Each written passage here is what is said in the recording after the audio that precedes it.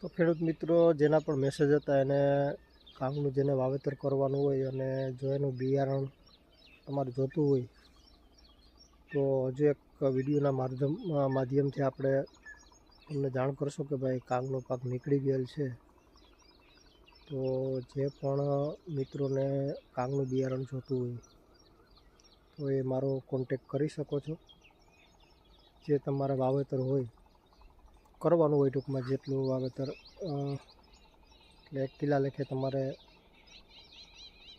માની લો કે 10 વીઘાનું વાવેતર કરવાનું હોય તો 10 કિલો જોઈએ એની અંદર, એ પ્રમાણે મને કહેજો તો આપણે પ્રોવાઈડ કરી આપશું એને. અને બાકી કોઈ જાણકારી કે માહિતી જોતી હોય તો મેસેજ અથવા તો ફોન દ્વારા મને જાણ કરજો, એટલે તમને એની પૂરેપૂરી માહિતી પ્રોવાઈડ થતી રહેશે. Thank you.